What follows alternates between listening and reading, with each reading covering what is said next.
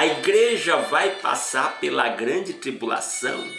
E nós apresentamos dois textos, primeiro Mateus 24, versículos 21 e 22, e o segundo é 2 Tessalonicenses 2, de 1 a 8, e mostramos que o primeiro texto dá a ideia de que a igreja vai passar pela grande tribulação, e o segundo texto dá a ideia de que a igreja não vai passar pela grande tribulação, e aí tudo é passível de interpretação individual de cada um, e por isso não dá para afirmar categoricamente a igreja vai passar pela grande tribulação ou a igreja não vai passar pela grande tribulação.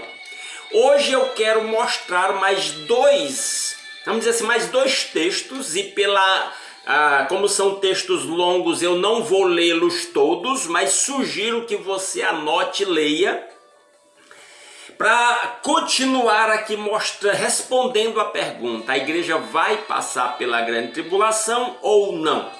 O primeiro texto começa em Apocalipse capítulo 8, abra sua Bíblia, Apocalipse capítulo 8, a partir do versículo 6, que diz assim: então os 7 anjos que tinham as 7 trombetas prepararam-se para tocá-las. E na continuidade aí do capítulo 8, a partir do versículo 6, continuando a leitura até o capítulo 11, você vai ver os anjos, 7 anjos tocando 7 trombetas. E ao toque de cada trombeta, uma série de coisas acontece, e boa parte delas são manifestações da ira de Deus contra a humanidade que está rebelada contra Deus, mergulhada no pecado. Note esse detalhe. E há dois textos bíblicos que também eu quero mostrar para os meus irmãos.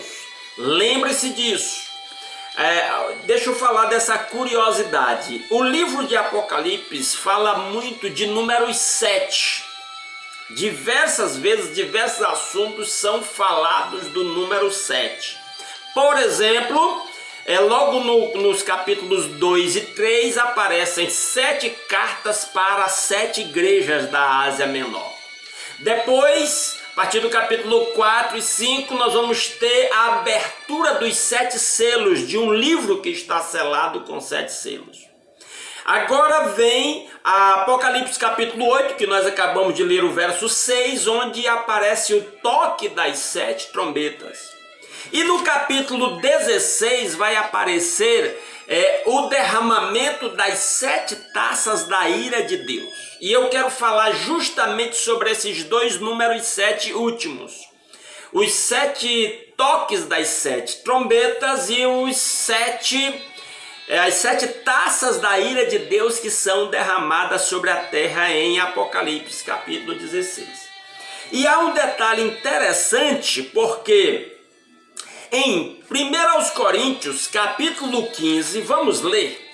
1 Coríntios, note essa curiosidade. 1 Coríntios capítulo 15, versículos 51 e 52, diz-nos assim a palavra de Deus: eis que eu digo mistério, nem todos dormiremos, mas todos seremos transformados, num momento, num abrir e fechar de olhos, ao som da trombeta. Ao som da trombeta, era isso aqui que eu queria lhe mostrar.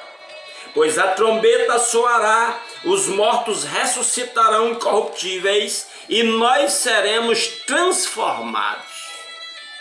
Ao som da trombeta, que diz, ao som da última trombeta, faz referência à última. Estaria Paulo mencionando o toque das 7 trombetas de Apocalipse capítulos 8 a 11? O último toque da última trombeta seria o sinal para a ressurreição e o arrebatamento da igreja. Paulo volta a esse assunto em 1 Tessalonicenses capítulo 4, a partir do versículo 13. Vamos ler 1 Tessalonicenses capítulo 4, a partir do versículo 13, diz: irmãos, não queremos que vocês sejam ignorantes quanto aos que dormem. Os que dormem são os que morreram. Para que não se entristeçam como os outros que não têm esperança. Se cremos que Jesus morreu e ressurgiu, cremos também que Deus trará, mediante Jesus e com ele, aqueles que nele dormiram. Na volta de Jesus, Jesus trará aqueles que morreram com ele, crendo nele. Desculpem. Dizemos a vocês pela palavra do Senhor que nós, os que estivermos vivos, os que ficarmos até a vinda do Senhor, certamente não precederemos os que dormem. Nós que estivermos vivos crendo em Jesus, nós não vamos subir primeiro do que aqueles que morreram crendo em Jesus. Verso 16. Pois dada a ordem com a voz do arcanjo e o ressoar da trombeta de Deus, o próprio Senhor descerá dos céus e os mortos em Cristo ressuscitarão primeiro. Depois nós, os que estivermos vivos, seremos arrebatados com eles nas nuvens para o encontro com o Senhor nos ares. E assim estaremos com o Senhor para sempre. Ao toque da trombeta, o próprio Jesus descerá. Mais uma vez, aqui ele não fala da última trombeta, fala apenas ao toque da trombeta, mas lá em 1 Coríntios ele falou ao toque da última trombeta, se referindo praticamente a esse mesmo episódio, com as mesmas palavras praticamente. A volta de Jesus para buscar a sua igreja ao toque da última trombeta. Seria então uma referência a essas trombetas, essas 7 trombetas que são faladas aqui em Apocalipse 8, até o capítulo 11, e olha como João descreve o toque da 7ª trombeta, que é a última trombeta, Apocalipse 11, 15. Note, o 7º anjo tocou a sua trombeta e houve fortes vozes nos céus que diziam: o reino do mundo se tornou de nosso Senhor e do seu Cristo, e ele reinará para sempre.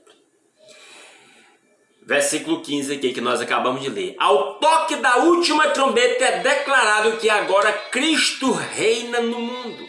É a consumação de todas as coisas. Você pode continuar a leitura aí até o versículo 19 e ver os 24 anciãos adorando a Deus e glorificando a Deus pela vitória do Cordeiro. Certo? Então, se nós estamos... Se Paulo em 1 Coríntios 15, 51 e 52 e 1 Tessalonicenses 4, versos 13 a 17, se ele está falando desse toque das trombetas, já vou lhe dizer uma coisa. Então a igreja não passaria pela grande tribulação. Porque o toque das 7 trombetas vem antes, na ordem sequencial, do derramamento das 7 taças da ira de Deus que aparece em Apocalipse capítulo 16. E aquilo lá se entende que é a grande tribulação que virá sobre a terra. Então, o toque das 7 trombetas vem antes. No final do toque da última trombeta, Jesus volta, arrebata a sua igreja, e lá no capítulo 16 vem então o derramamento das 7 taças da ira de Deus, que seria a manifestação da ira de Deus, seria a grande tribulação que Jesus se refere lá em Mateus capítulo 24. Olha, vamos ler um pouquinho de Apocalipse 16. Então ouvi uma forte voz que vinha do santuário e dizia: aos 7 anjos vão derramar sobre a terra as 7 taças da ira de Deus. O primeiro anjo foi e derramou a sua taça pela terra, e abriram-se feridas malignas e dolorosas naqueles que tinham a marca da besta e adoravam a sua imagem. E aí você pode ler a continuidade do texto. E geralmente essas taças da ira de Deus vêm com castigos severos sobre os ímpios que não temeram a Deus. Ou seja, esse texto nos daria a entender que a igreja não vai sofrer a grande tribulação. E aí, de novo, eu estou lhe mostrando dois textos. Apocalipse 7 dizendo que aquela multidão diante do trono, o ancião responde para João que ela veio da grande tribulação. Seria a igreja que enfrentou a grande tribulação. E a partir do capítulo 11 até o capítulo 16, que fala do toque das 7 trombetas e do derramamento das 7 taças da ira de Deus, que seria a grande tribulação, e iríamos dizer, a igreja não vai passar pela grande tribulação. Ela terá sido arrebatada no toque da 7ª trombeta, antes do derramar das 7 taças da ira de Deus, que é a grande tribulação. Portanto, eu encerro esse assunto. Se algum irmão tiver alguma pergunta a fazer relativa a esse tema, fique à vontade e a gente volta para ele se houver necessidade. Mas o que eu estou dizendo é temerário afirmar, baseado em alguns textos apenas, que categoricamente sim, a igreja vai passar pela grande tribulação, porque você está vendo, há textos que dão a ideia de que não vai passar. Ou então afirmar, não, a igreja não vai passar pela grande tribulação, sendo que há textos que nos mostram que a igreja, que haverão escolhidos servos de Deus que vão passar pela grande tribulação. Então, a minha resposta, eu particularmente, pastor Arquimedes, eu não ouso dizer que vamos passar pela grande tribulação ou que não vamos passar pela grande tribulação como igreja.